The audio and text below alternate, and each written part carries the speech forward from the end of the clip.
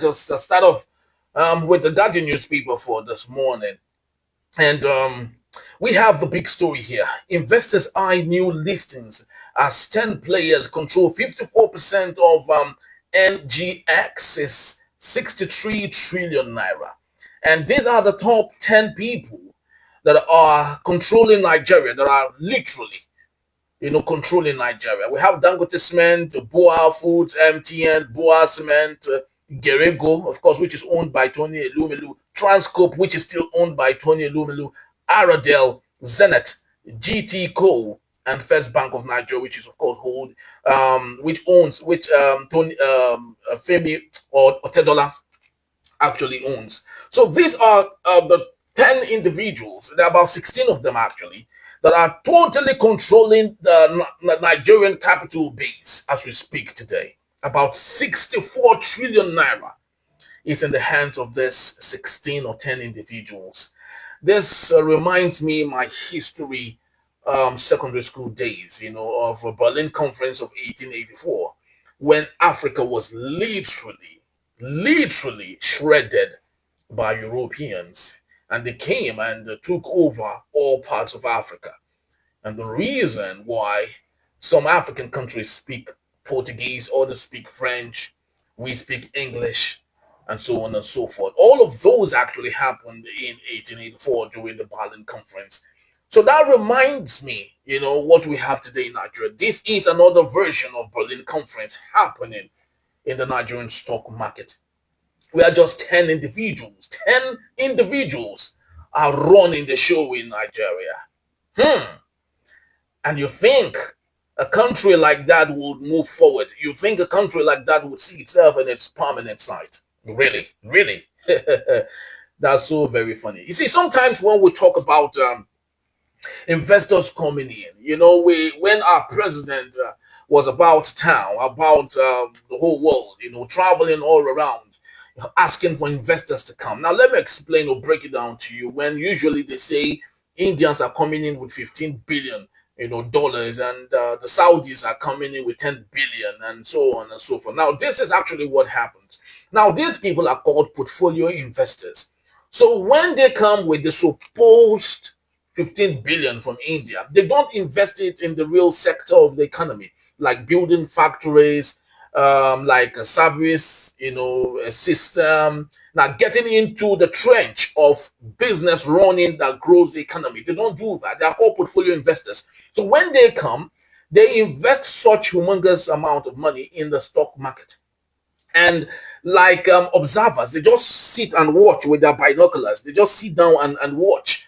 And remember, because of inflation, which of course is beneficial to some of these people, they put in that money, right? They plug it in and wait for interest rates to rise. So whenever you hear the CBN increases interest rate on local businesses, those who have invested real money in the real sector of the economy, those people who are involved in buying fuel to run their companies, those who are involved in paying tax to the government, those who are involved in taking care of the security because the business has to be secured, those who are involved in so many other things of running a great economy. Those are those in the front line, those in the trenches. Now, when the CBN increases interest rate, what that means is these real investors go through a Herculean task obtaining money to run their businesses. So they are required to pay such interest rates to the CBN. Now, guess who make the profit out of those many interest rates that is increased by the CBN? These are the portfolio investors. Those people who bring in $15 billion hoping that they just plug it into the Nigerian stock market. And when interest rate increases, they make so much money. And when it's time to pull in their money or they pull out their money, then the question is, of what importance is it? So when they come with this propaganda that the economy is doing well, that the stock market is flashing well, that everything is okay, that is just a simple explanation of what is happening today. And amongst them, most times are these 10 individuals. These are the 10 individuals that are interested in bringing in some of these big investors to plug in money into the capital, the stock market, with the hope of making profits for themselves. So most times when I talk about new liberalism, where government is fashioned in a way that it is grown from the top to the bottom, this is example what we're talking about. This is just what it is, where the real economy, those in the real sector of the economy, do not participate in growing the economy. That is the example. That is just a sheer example of what it is, obviously. And it's so disheartening, really. It's very so disheartening when 10 individuals are running a 64 trillion naira Nigeria, and you think the country will move forward.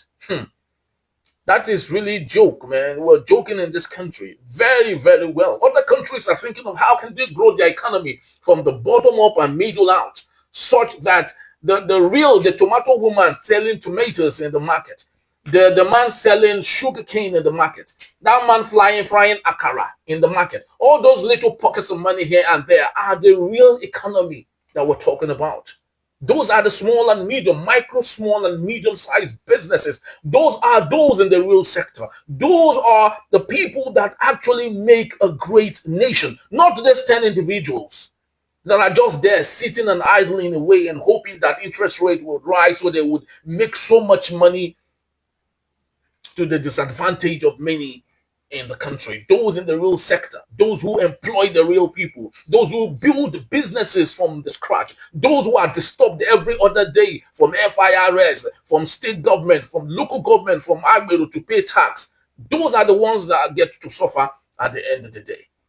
In the United States, for example, children in primary and secondary school are encouraged to buy shares and to put in their money in bonds and so on and so forth, because they believe in the traction, in the trajectory of share buying. When you buy shares when you are still a young child, at the time you get to 12, 15 years, such shares must have ballooned, and you now of course can reap good dividends. In Nigeria it is not the same thing.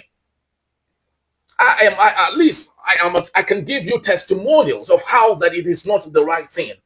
I remember in 2003, I had the opportunity of participating in a Nigerian Stock Exchange essay competition, and I won. So I represented my school in Bauchi, and I represented Bauchi State, and we had to be flown to Lagos, to the headquarters of the Nigerian Stock Exchange, where the gift actually that we got was about, mine was about 150,000 naira at the time in 2003. So rather than the Nigerian Stock Exchange give us this money, they said they were going to convert it to shares. So my 150,000 naira was converted in buying a Nigerian brewery stock for me in my name. Now, since then, 2003 to 2024, that is last year, is close to about 20 years, if I'm not mistaken. Guess how much that shares is? The total amount of that shares of 150,000 naira is like 40,000 naira. In fact, at some point when I went to first registrar, the brokers in charge of my stock, then I guess they have liquidated, they've gone bankrupt now. When I went to them, their office is actually close to Nigerian breweries at Igomu, if you know there very well. So I went to them, I submitted my share certificate and all and so on. They told me that because I have not been around, that I need to forfeit about 15 years worth of my dividends because I've not been around. And I asked them, so does that mean someone who invests in the shares in Nigeria, right? And he is in the diaspora. Because he is not around, therefore he should liquidate, he should let go the dividends that accrues to him. That I had, because I've not been around, that the dividends is being given back to Nigerian breweries. Imagine such hilarious, such ludicrous talk. And you still want, and you still desire, and you still feel Nigerians can come in their droves to buy shares again. As much as I am in the media, and my responsibility is to stay in the middle as much as I can. Sometimes I allow emotions to hold sway, And in doing that, I think with my experience, I would advise no Nigerian to buy shares. I don't think buying shares is worth it. It doesn't make any sense. Imagine shares bought for 150,000 naira in 2003.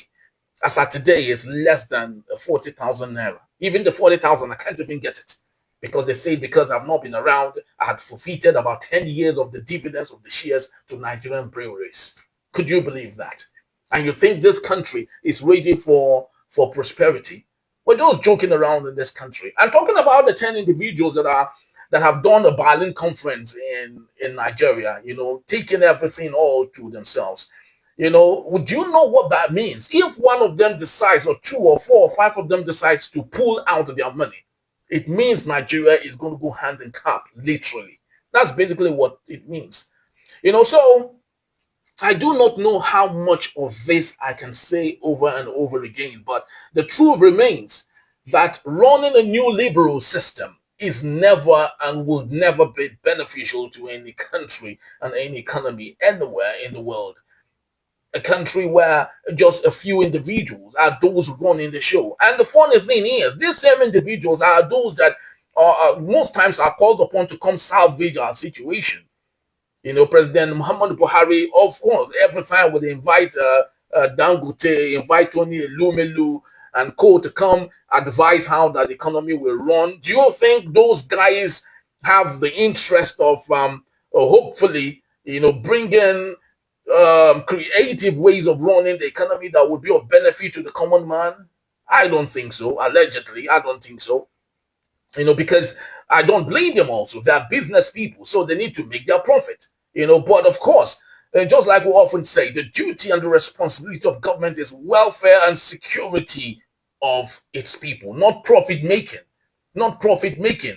So I don't know how much of this I would say, but I truly believe and I truly hope, that those who are running the show, starting from President Bola Ahmed Tinubu, will see reasons to understand that we can only have a sustainable country, a sustainable economy, a great country going forward if we try to diversify, if we try to grow our country from the bottom to the top, from the middle out, not from the top to the bottom. Do not make life easy for these guys. The more easier you make life better for them, the more a spell bounds on the lives of common Nigerians that would bear the brunt of everything.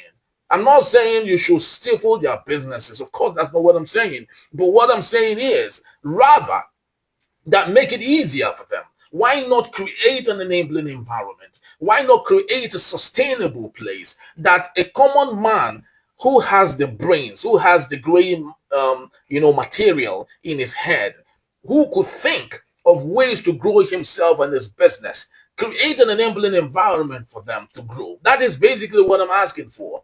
The world, of course, the sky is big enough for everyone, but a situation where a special category or demographic is made special as against other people, that's where the problem is. That's basically where the problem is. So I do not know how we would really get out of this mess